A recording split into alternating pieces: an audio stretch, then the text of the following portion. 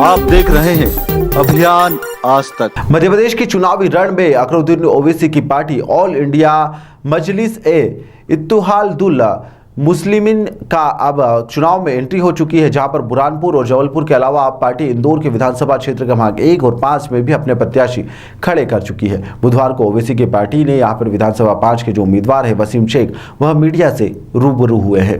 दरअसल अकरुद्दीन ओवैसी की पार्टियां यहां पर चुनावी मैदान में है। जबलपुर के साथ ही इंदौर में भी विधानसभा 5 में उन्होंने अपने उम्मीदवार को उतार दिया है। फैसल वसीम शेख यहां पर मीडिया से रूबरू हुए, जहां पर उन्होंने विधानसभा क्षेत्र क्रमांक 5 के कई हिस्सों में अपने जनसंपर्क की बात कही है। इस दौरान उन्होंने क्षेत्र के विकास सहित कई गंभीर मुद्दों पर बातचीत करी। उन्होंने कहा कि मैं विकास का दावा करता हूं और यहां पर दोनों ही पार्टी लगातार लोगों को उल्लू बनाने का काम करती है और क्षेत्र का विकास नहीं करती है, लेकिन यदि हमें चुनकर लाया गया तो हम क्षेत्र में विकास भी करेंगे और यहाँ पर शिक्षा, पानी जैसी मूलभूत सुविधाओं को उपलब्ध भी करवाएंगे। उन्होंने कहा कि विधानसभा 5 में 100 मरीजों की क्षमता वाले 2 सरकारी जो अस्पताल हैं वह बनाए जाएंगे। इसके साथ क्या कुछ उन्होंने कहा, चलिए आपको सुनाते हैं।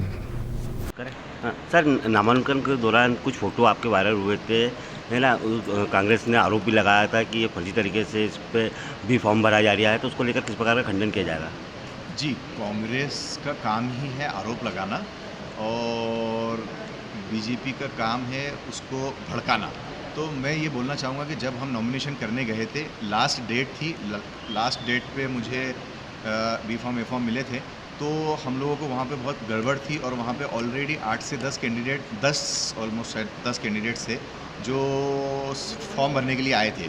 तो 10 कैंडिडेट्स के अंदर सब लोग एक दूसरे से बातें कर रहे थे। हमें पता नहीं था कि ये बीजेपी वाला है, ये कांग्रेस वाला है, ये बीएसपी वाला है, ये निर्दलीय है, या ये आज़ाद समाज पार्टी का है, या XYZ जिस भी पार्टी का है, मुझे नहीं पता था। और हम लोग हमारे काम में इतने बिजी थे कि हमको सामने वाले का चेहरा देखने के लिए भी वक्त नहीं था। तो उस बीच जब ये लोग हमारे आसपास रहे होंगे, मेरे पास मतलब वो जो फ़ोटोज़ न्यूज़पेपर में आई है वो सिर्फ 1% है, 99% फ़ोटोज़ और आ सकती थी अदर पार्टियों के साथ, तो वो नहीं लिए। लेकिन जिन फ़ोटोज़ से मुझे बदनाम करना था, जिस फ़ोटोज़ की से हमें हमारी पार्टी को बदनाम करना था, सिर्फ वही फ़ोटोज़ लिए गए। तो उसका कोई रियलिटी से कोई ताल्लुक़ नहीं है, उसका एक्चुअलिटी से कोई लेना देना नहीं है। हाँ सर, बताइए, आप इंदौर से चुनाव लड़ रहे हैं, क्या एजेंडे रहेंगे आपके और किस प्रकार से जनता के बीच जा रहे हैं और क्या समस्या आपको बताई जा रही है जनता की? जी, मैं विधानसभा नंबर 5 इंदौर विधानसभा नंबर 5 से इलेक्शन लड़ रहा हूँ और मेरे बेसिक मुद्दे जो है एरिया का डेवलपमेंट, एरिया के अंदर विधानसभा क्षेत्र के अंदर स्कूलों का बढ़ाना और जो स्कूलें, जो गवर्नमेंट स्कूलें हैं, जो गरीब जनता जिनके पास में प्राइवेट स्कूलों में फ़ीस भरने के लिए पैसे नहीं है, उन लोगों को ज़रूरी है कि वो गवर्नमेंट स्कूलों में अच्छे उनकी शिक्षा मिले। तो हम लोग नई नई स्कूलें ओपन करेंगे, गवर्नमेंट स्कूलें, और जो स्कूलें जर्जर हो रही है उनको इम्प्रूव करेंगे। सर, आपके नामांकन के दौरान कुछ फ़ोटो और वीडियो वायरल हुए थे, उसमें ये बताया गया था कि आपके जो गारंटेड है 10 लोग, वो आपके प्रत्याशी नहीं है और फर्जी तरीके से किया था, तो उसका किस प्रकार से खंडन करेंगे? कौन लोग थे वो लोग? जी, मैं सबसे पहले बताना चाहूँगा कि मेरा सदर बैरिस्टर असदुद्दीन ओवैसी साहब, इनके ऊपर सारे देश का और बीजेपी हो या कांग्रेस हो, दोनों ही पार्टी के सारे लीडर्स, सारी जो पार्टियां हैं वो इन पे ब्लेम लगाती है, आरोप लगाती है कि वो बीजेपी के लिए काम करती है या देश हित में काम नहीं करती है। तो वो तो मेरे सदर है और मैं उनका एक छोटा सा सिपाही हूँ, तो मुझ पे भी ये सारे आरोप लगते रहेंगे। इन आरोपों का एक्चुअलिटी से कोई ताल्लुक़ नहीं है, ये सिर्फ आरोप है और इस आरोप को सिद्ध करना या ये आरोप लगाना सरासर गलत है। अच्छा, आप जनता के बीच में जा रहे रहेंगे, क्या मूलभूत समस्या रहेगी और आपका, यदि अगर जनता आपको को जिताती है तो क्या आपका एजेंडा रहेगा कि विकास किस प्रकार से किया जाए?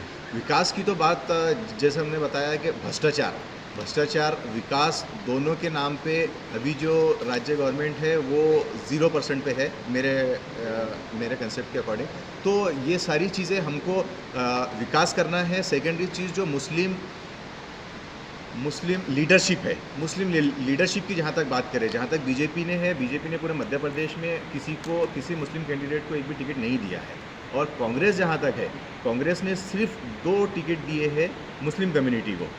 जहाँ तक रेशो वाइज देखा जाए तो मध्य प्रदेश में 8 से 9% मुस्लिम कम्युनिटी है और 1% से अंदर मुसलमानों को टिकट दिया गया है। वहीं जैन कम्युनिटी की हम बात करें जो 8% से अंदर है और उनको 8 से 9 टिकट दिए गए हैं।